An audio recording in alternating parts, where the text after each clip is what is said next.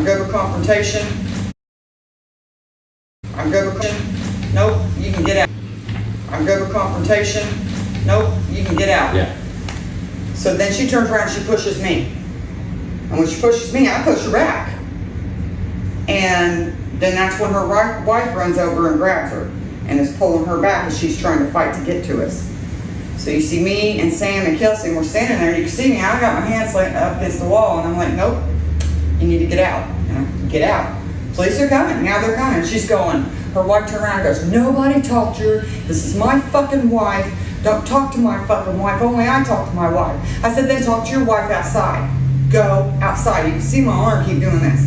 Go the fuck outside. And when I said that, after a couple times, because I had seen out my peripheral that my son had walked up, and I seen he had his blue gloves on, rubber gloves on, because he was outside minding his own business. Clean the parking lot. Yeah. As I understand. He was buffing the porch and sterilizing it. Buffing it, which means. And he had his earbuds in. And there would be safety cones out for. Correct. Gotcha, go ahead. So people wouldn't slip. And an elderly woman, she's like 80. We'd just seen her, and she went out and tapped him on the shoulder because he had his earbuds in. This is what she told me.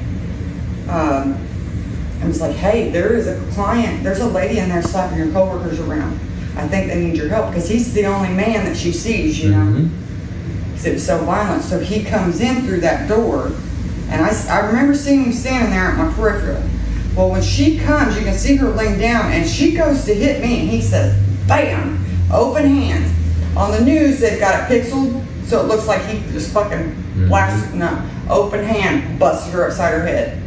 And in his brain, I know his brain, I'm gonna get her out, and that's why he kept doing that. And then he was doing this to get her out of the building to protect us, because she was already physically assaulting us. So when he smacks her in the head, what is her reaction? She turns and she goes to go after him, and he's too fast. That motherfucker's fast, and he did this because he ran 8 miles every day. Where is her purse? Her wife had her purse. Still. And she said, give me my purse, give me my fucking gun. Those were her words. Is this on the audio? We got this on audio, right? Maybe. Maybe, okay. We can enhance some of that stuff.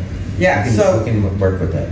When she hands her her purse and she's going, you could see me grab, because it was just in that instant she's got a gun, and then I see her pull it out, and I'm trying to go out after them, because it went her, she pulls it out, she cocks it on video to go out the door after TJ, and she's part way out the door, but the wife has me stopped and won't let me get through. She pushed me, she grabbed my hands and twisted them, because I'm trying to get through to get my son, and that whole time I'm saying, don't touch my son, that's my son, don't hurt my son, because I'm thinking, well, if they register, this is his mother, this is someone's child, it would change their decisions. Yeah, it humanizes your boy. Right. And when I realized she wasn't going to let me through, because TJ thought she was coming out that door, but you can see through, they call it the employee entrance video. He goes, because you've got the exit door, and then you've got employee entrance door, which we call it the front food room or the phone room. Right here on this wall outside is a storage closet, and that's his storage closet. It's a brick, and it's a metal door. His hoses are in there, his power washer's in there, his combs are in there, all this stuff's in there. And I see that door open. Well, that's where he got that traffic come from, because he was right there. And the one on this side, because he already had one out on that side, and because that's the side he was doing. Because she now has the gun. Because he thought she was coming out with the gun. That's the last thing he's seen. Cocked and locked. Because you can see him grab for the gun. She's focused completely on him now. Correct. Cool. But then when me and the wife are going at it, and I'm trying to get out to him, and they're she's preventing me from getting out to him, and I'm saying that causes her to turn around, the shooter, Daya, to turn around and not go the rest of the way out the door. And when she wouldn't let me through, I said, in my brain, the only way I'm going to be able to save him is to go get my gun, because we carry. And it was in the break room all the way in the back of the building. So I take off running. And as I'm taking off running, I can hear her saying, your son made a decision. Your son made a decision. And she just keeps screaming it, and it's on the audio. And you can see her with her head up just hollering it. So I go to the break room, and as I run to the break room, I grab my work bag, and I'm digging blindly, just trying to get back, trying to find my gun at the bottom. And as soon as I got behind room 9, Dr. Mary Jane, which is on the other side, because there's a hallway behind that, She stopped me and she said, what are you doing? I said, she's gonna shoot my son, Mary Jane. I knew 100% she was gonna shoot him as soon as she pulled the gun out. 100% confidence. She let it get, yeah, she told you. And I grabbed her, she grabbed me and she goes, what are you doing? I'm like, she's gonna shoot him, Mary Jane. And then we heard it. And I just crumpled, I just at her feet. And my 16-year-old at the time, he ran with me when I went to get my gun. And then he runs out first and he goes outside first.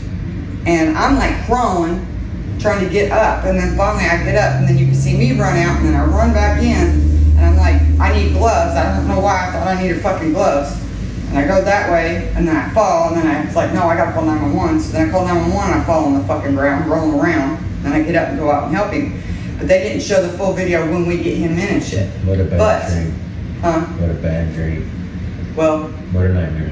And then once you see the video of I take off and they decide to go out the door and it's the shooter, Dia Wilson, and her wife behind her. They go out the door and you can see from that front, the employee entrance window out that door, that you can see him come and he throws the traffic cone because he still thinks she has that gun. And then he turns and goes back in that closet and he's trying to shut that closet door, which is a steel door. And her wife goes around here, grabs that door and rips it open. So then they grab onto each other. And then you can see him push her and they're holding on to each other and her arms are around him like this, around his neck, into the wall. And he slams her into that wall a couple times. And then you see Denise and Sam Beck and Denise run out there. And Sam grabs him. And 19 seconds from the time they walk out the door to the time he was shot.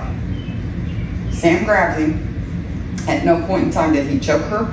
At no point in time did he strike her with his fist, hand, nothing.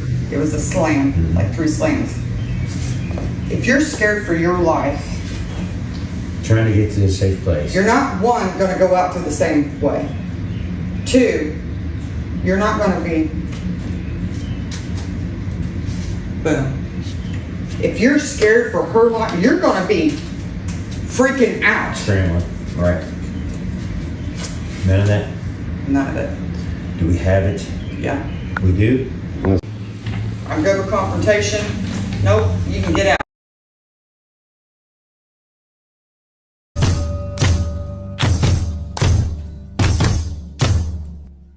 Run fast for your mother, run fast